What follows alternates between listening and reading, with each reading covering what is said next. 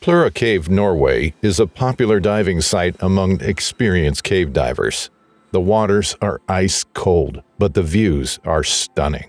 In 2014, a horrible accident happened to a group of 5 Finnish divers while traversing the Plura Cave system. Stay till the end to find out what happened to them.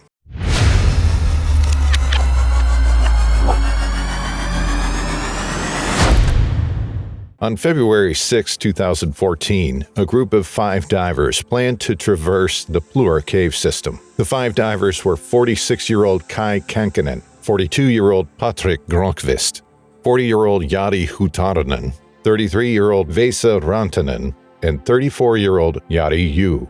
All 5 divers were experienced technical divers with CCR Full Cave Dive certification. 4 of the divers, except Jari U, had dived in the Plura Cave in the past, so they weren't new to the cave. But Jari U had dived several times into the quarries and caves of Finland and other places.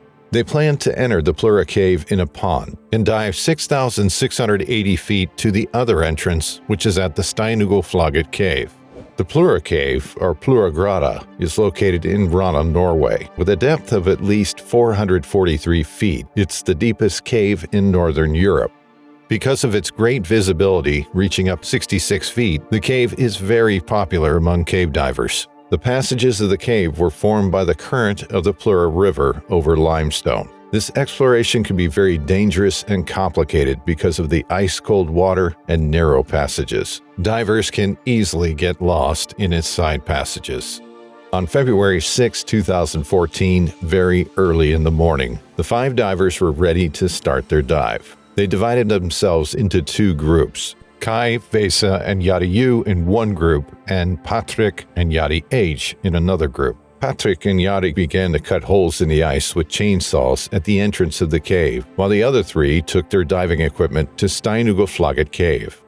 Jari H and Patrik were the first to dive inside the cave, making their way through the hole they had just drilled in the ice at the pond area. The temperature of the water under the ice was 2 degrees Celsius, and it was crystal clear. The second group planned to enter the cave 2 hours after the first group started their dive to ensure that any disturbances caused by their movements had settled down before they started their dive. While the second group waited at the entrance, Jari and Patrik continued their dive into the cave, using an underwater scooter to hasten their movements and conserve their energy. They both had a closed-circuit rebreather and a bailout. The closed-circuit rebreather was used because it recycles exhaled oxygen. This helps to conserve oxygen and it extends their diving time, which was necessary because they planned to dive for around 5 hours. They also had secondary equipment, another rebreather system, and open-circuit gas cylinders in case their primary equipment failed. After 2 hours, the second group, Kai, Vesa, and Jari U, began their dive, passing through the same pond as the first group. Patrik and Jari came very close to the deepest part of the cave, which is 427 feet. They released their underwater scooter so that Jari could take a look at the beauty of the cave, being this was his first time at Plura Cave. Jari tried talking to Patrik, but though he shouted, Patrik couldn't hear him because of his mouthpiece. They were much closer to the entrance at Steinuguflaget Cave than to the pond entrance where they were coming from. Patrik switched to his bailout rebreather successfully as he journeyed first through the right turn and ascending narrow passage that leads to their destination. By the time he was done with the ascent, he discovered he couldn't see Jari's light. He turned around and waited for a while just to see Jari's light waving up and down. Although he didn't know what was wrong with Jari, he immediately knew this was a sign of distress. Jari was calling Patrik to come to him, and Patrik did. Both of them were now facing each other in the narrow cave, and Patrik had to remove one of his large bailout cylinders and his scooter that was almost blocking the way at the request of Jari. When Patrik got to Jari, he discovered that Jari's scooter line was stuck under a giant rock. When Patrik told him his scooter was stuck, Jari forcefully removed it from the rock. Patrik stepped out of the way for Jari to pass, but Jari was rather asking for an open-circuit bailout gas. This was the moment Patrik knew that Jari was really in great distress. They were now about 364 feet below the surface. Jari received the open-circuit bailout and he took some breaths from it before switching back to his rebreather. Jari repeated this about 3 times. Later, Patrik discovered that Jari did not have anything in his mouth again, so he helped him put a regulator over his mouth as he pressed the purge button. The purge button on the front of the regulator injects a blast of air for clearing, instead of using your own breath. Patrik intended to help Jari out, but it turned out to worsen the situation. Jari inhaled water and eventually gave up the ghost. With great fear, Patrik immediately held on to a nearby rock while trying to get himself together. His heart was already racing at the sight of his friend's corpse. Being a rescue diver, Patrik has seen several dead bodies, but watching his dead friend was traumatic for him. Nevertheless, he had to calm himself so that 2 fatalities wouldn't be recorded. Panic in the face of cave diving difficulties kills faster than anything else. Patrik couldn't return to meet the second group to inform them that they had already had a casualty because the passage had been blocked by Jari's body. Also, he couldn't go for a quick decompression to exit the cave as fast as possible without having to face decompression sickness, which could have endangered his life in the end. Their 5-hour planned dive was going to last him about 8 to 9 hours. He had already given some of his bailouts to Jari, and the oxygen cylinder was also with Jari. He had no option but to continue his dive towards Steinugelflaget Cave, hoping to get out before he ran out of gas. He wondered how his other friends would react when they discovered Jari's body by the time they arrived at the scene. He was baffled if they would also successfully make it out of the cave, and if he wouldn't be the only surviving diver on this trip. The second group, led by Vesa, who had a video camera attached to his diving scooter, had yet to reach the scene where Patrik and his dead diving buddy were. The 3 divers in the group, Vesa, Kai, and Jari U, carried enough bailout cylinders, and Vesa, who was super conscious of having failed primary equipment, carried along 5 big cylinders with him. His friends had warned him against this action because his movement would be restricted in the cave's narrow passages, but he would not listen. Kai then offered to assist with one of those cylinders. At about 410 feet into the cave, Vesa got stuck in a very narrow passage. Therefore, he took off 2 of his cylinders so that he could pass through the narrow passage. Again, one of his fins became tangled with the guideline, and he shouted at the person behind him, Jari U, to help him remove it. After he was out of the entanglements, he realized that his diving time had increased because of the initial delay. This means that he would have to perform several decompression stops in cold water, which he disliked. Vesa continued his dive into the deepest part of the cave. Then he discovered Jari's body. He didn't look into the body, but maneuvered his way around it to pass. When he noticed that a light was closer to him, Jari's light, he shouted that Jari H was dead, but he would try to find a way to pass. Kai, who was some distance behind them, met Jari U, and he discovered that something was off with him. He asked Jari what was wrong, but he couldn't understand what he said. Jari U was moving up and down. Possibly he had seen the body of Jari H and decided to turn back. At some point, he switched to his bailout system and stopped using the closed-circuit rebreather. Kai tried to tell him to take it easy so that he could ensure his equipment was working effectively. Kai didn't know what was wrong, but he believed that Jari U wasn't having issues with his rebreather. Not long afterwards, Jari U also dropped dead.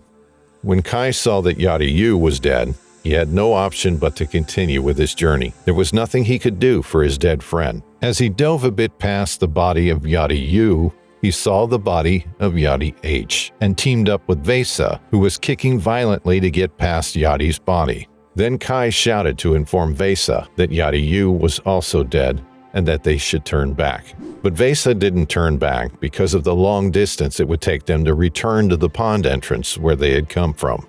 Kai turned back alone, not being able to wait for Vesa, whom he assumed might not make it through the rigors alive because he was already panicking and would get exhausted sooner.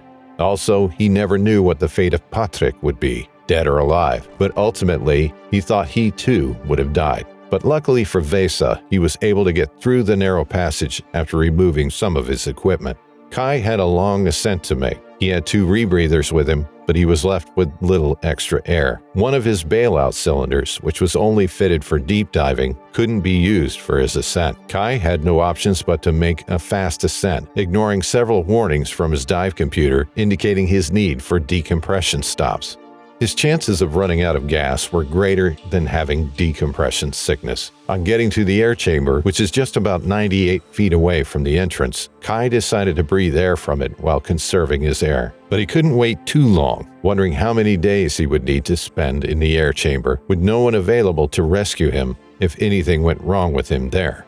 He had to move on and continue his journey to the entrance. His situation got even worse because his underwater scooter broke down. This resulted in more delay, as he still had to maneuver his way to the entrance if he didn't want to die in the cave. The trip from the air chamber to the entrance took 45 minutes without his scooter instead of 15 minutes. Meanwhile, Patrik was in great despair while he was heading towards the entrance of Steinugelflaget Cave after the death of his diving buddy. He never knew what had happened to the rest of his friends. He thought about his family. What could he have done alone in the dark, cold water late at night? He held on to the rocks as he continued his dive. He had limited battery power left for his scooter, but he needed to stay warm and have light around him. But he can only go for one of these options at a time. Either he stays warm and is in the dark, or he stays cold and has light. It was a tough time for him. Patrik never knew that Vesa was behind him, having his decompression stop. He never thought any of them had made it alive. Vesa remained close to the guideline, and he often laid on the cave's floor while waiting during his decompression stop. Luckily for him, his new undersuit had enough argon to inflate it, and with this, he was able to maintain his body temperature. Kai, who was making his ascent through the same entrance they entered the cave through, took some decompression stops, but he skipped many. He also dropped some of his equipment and fixed him on the guideline. He was getting colder whenever he made a stop, so he swam around to keep himself warm. He felt guilty for not being able to help his friend Jari U. He thought about the fate of Patrik too, but he had no one to answer his questions as to what had happened to his other two friends.